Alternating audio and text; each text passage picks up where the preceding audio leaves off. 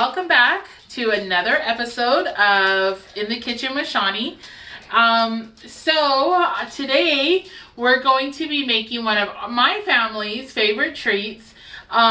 We grew up sometimes going to Shakey's Pizza. I don't know if you guys remember that, but it's where Cafe Rio is, I think now. And they had the buffet where you could, gain a couple pounds in one night and eat to your heart's content pizza and what we called Mojos and the little potato things. Well, they went out of business. But luckily, Outer Limits swooped in and kind of picked up where they left off, and they make these too. I think they call them potato saucers.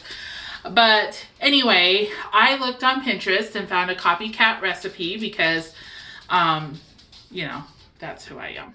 So that's what we're going to be making today, in case any of you guys are craving these. And right now, Outer Limits is closed. But when they come back, we're going to support them big time because we've missed them greatly, right? Right. Okay, so today we're going to start by getting our things ready for the batter. These, of course, if you've had them, are battered potato rounds that are deep fried, and really, how can you go wrong with that?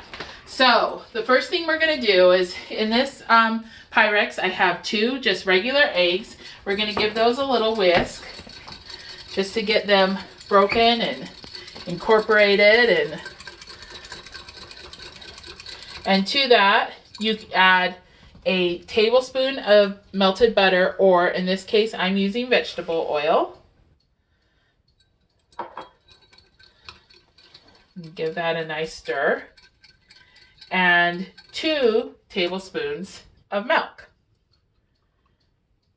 So that's going to be our initial dipping for the potato rounds. So we're just going to get that to where it's nice and incorporated together and nothing to it. So there's that. Let that drain there. Okay, next we're going to work on our dry ingredients. This is really simple too. All this is 4 cups of flour. To that we're going to add 2 teaspoons of ground thyme and a half teaspoon of ground cayenne. I like spicy stuff, but it doesn't like me. So I don't do more than that. I suppose if you liked spicy, you could add a little bit more cayenne. But all we're going to do is just incorporate these 3 things together: the flour, the thyme, and the cayenne. And we're going to just set that to the side. That's our flour portion of the batter. Next, I have here 4 really large potatoes. I'm not sure that it will take all of these, but I can't remember. It's been a while since I made this. But anyway, we're going to start here and see. Now, I have a mandolin slicer, so this is super easy.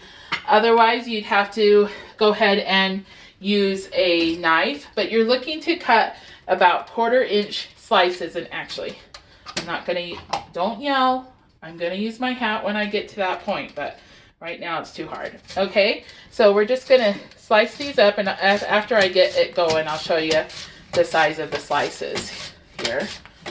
See? I don't want my mom to text me later on, "Shawnee, you're going to cut your fingers off." No, I'm not, Mom. I promise. I'm being good. Okay, so this is, thanks for catching those. This is about the size. It's about 1/4 inch. See how nice a mandolin is? So you're going to slice up those potatoes like that.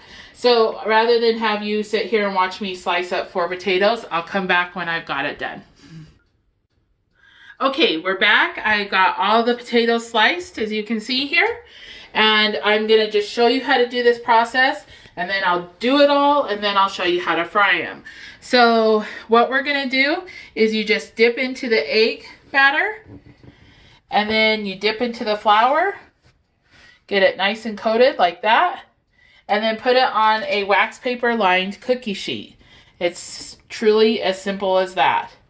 And you're just going to do this through the whole process. Now, one thing you may not know if you haven't worked with this kind of thing before is potatoes oxidize and turn grayish black when exposed to air very long. So that's why I made all the batter beforehand, and I made the egg mixture beforehand, and then I just cut up the potatoes real quick and getting them covered. Once they're covered and they can't be exposed to air, they will not turn black.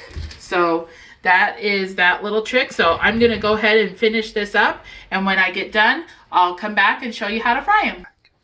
Okay, we're back and we're ready to fry. So I've gotten all my potatoes battered, and we're gonna stick them in the fryer here. Again, I'm using my Tefal Easy Clean. I love this fryer. If you're in the market for one, it's a good one.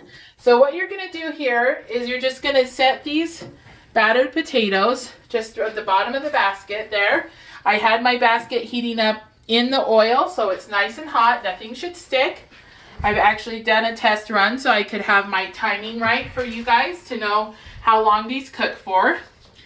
And I wouldn't stack them several deep, you know, or anything like that, but if they overlap each other a little bit, it really is okay because they do float to the surface. So pop those down into, it is 375-degree oil. Put the lid on, and we're gonna let these cook for about 5 minutes. Okay, we have had 5 minutes expire here, and they are done.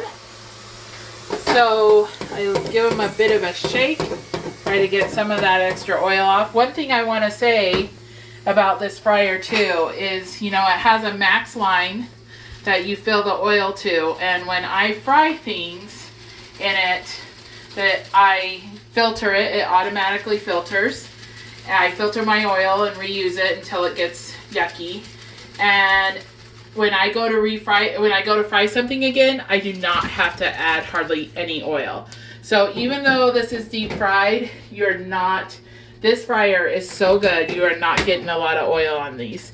So once they're out of the basket, put them into a paper towel lined baking dish and sprinkle them with seasoned salt. I like to use the one, you can buy it at like Butterbur's. It's the one that's made by Pickles Place in Arco. I really like their seasoning salts. They don't have MSG, and they just have a really good blend of seasoning. So that's it. That's all there is to it. You can serve them with ranch, fry sauce. If you don't know what fry sauce is, you're watching this from somewhere else in the country. It's mayonnaise and ketchup mixed together, and it's amazing. It is super good. So anyway, I hope you guys enjoy that. Remember that I love you, and God's gonna get us through this.